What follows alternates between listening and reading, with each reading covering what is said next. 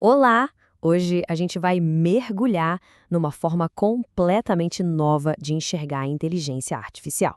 Uma ideia que não se baseia em mais poder de processamento, mas sim numa geometria mais inteligente. 3 terabytes. Guarda esse número. Essa é a quantidade de memória RAM que um modelo de IA moderno precisa para conseguir pesquisar 1 bilhão de documentos. O custo disso? Milhares de dólares por mês. É um valor que simplesmente fecha as portas para quase todo mundo. E o culpado por esse custo todo são os vetores. Pensa neles como o DNA de um texto, uma lista gigante com 768 números que tenta capturar o significado de uma frase. Toda busca que a gente faz, do Google ou um chatbot, depende desses vetores imensos. Eles são a base de tudo, mas também o grande gargalo financeiro. É aqui que a coisa fica interessante. E se a gente conseguisse o mesmo resultado, a mesma inteligência, mas usando um espaço 24 vezes menor? Essa pergunta leva a uma descoberta incrível. Mas olha, a solução não é um algoritmo de compressão mais esperto, é algo muito mais fundamental. Ok, então vamos entender melhor esse problema. Por que a IA precisa de tanto espaço em primeiro lugar? Para ter uma ideia da escala, 1 milhão de documentos já consome 3 gigabytes de RAM. 1 bilhão, 3 terabytes. Isso, na prática, joga o custo mensal lá para cima, na casa das dezenas de milhares de dólares. Na prática, isso quer dizer que IA de ponta para busca em larga escala é um clube bem exclusivo, basicamente só para gigantes da tecnologia. E aqui vem o pulo do gato. O problema talvez não seja a quantidade de informação, mas o formato do pote onde a gente guarda essa informação. Por anos, a gente tentou resolver isso com força bruta, com mais processamento. Mas e se a gente estivesse usando a geometria errada esse tempo todo? Vamos ver como essa incompatibilidade de geometria é, na verdade, a raiz de todo o problema. Aqui está o conflito. Pensa na linguagem, no conhecimento humano. É como uma árvore, né? Com o tronco principal, galhos que se dividem em outros galhos e assim por diante. Cresce de forma exponencial. Agora, o espaço que a IA normalmente usa, o espaço euclidiano, é plano, uma grade. Ele cresce de forma linear, previsível. É como tentar encaixar uma árvore cheia de galhos numa caixa de sapato. Simplesmente não dá. Essa analogia é perfeita. Para evitar que um conceito se misture com o outro, a gente precisa de uma sala absurdamente grande, com centenas de dimensões, aqueles 768 números, só para espalhar tudo e torcer para que não se sobreponham. É uma solução de força bruta para um problema que, na verdade, é de organização. Então, se a caixa quadrada não serve, qual seria o recipiente ideal para uma estrutura em árvore, como a linguagem? A resposta, por incrível que pareça, veio lá do século XIX.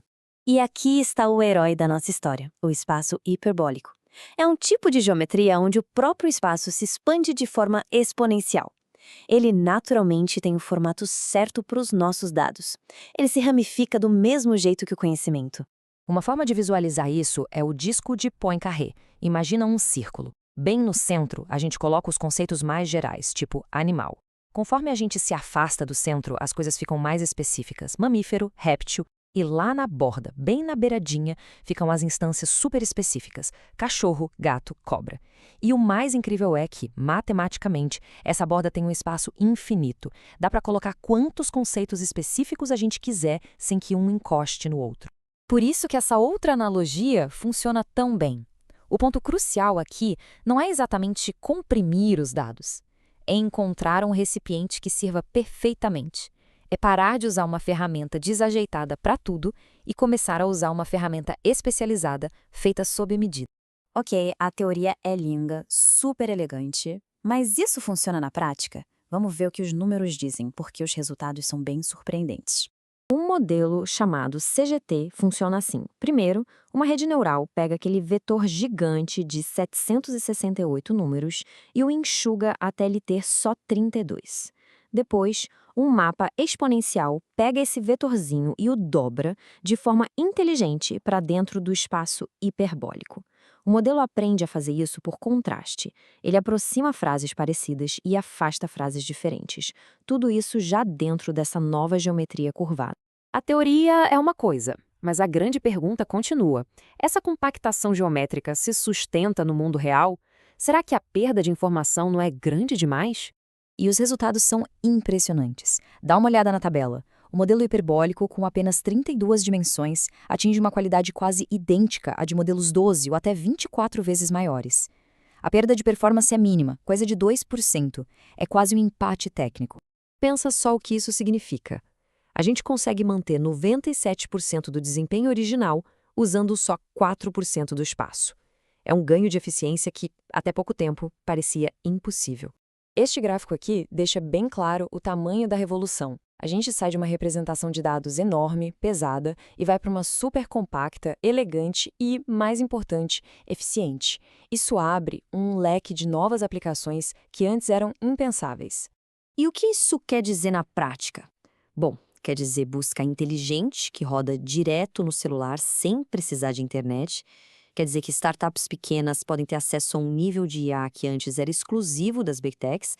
E significa IA embutida em todo tipo de dispositivo, na nossa casa, no nosso carro. Basicamente, democratiza o acesso à IA de ponta. Então, depois de tudo isso, qual é a grande lição que fica? Por décadas, a gente atacou o problema com força bruta. Mais processamento, mais memória, mais dimensões. Mas, no fundo, a gente estava lutando contra a natureza dos dados. O problema nunca foi de falta de poder computacional, e sim de uma incompatibilidade geométrica. Tem um provérbio malaio que encapsula essa ideia perfeitamente. Meça a roupa para que ela sirva no seu corpo. Talvez o futuro da IA não seja criar um modelo gigante que sirva para tudo, mas sim a arte de criar espaços geométricos sob medida que se ajustem perfeitamente ao formato de cada problema. Essa mudança de mentalidade da força bruta para o alinhamento geométrico aponta para um futuro muito mais elegante e eficiente para a inteligência artificial. No fim das contas, a próxima grande fronteira pode não estar em redes neurais maiores, mas em encontrar a forma perfeita para o conhecimento.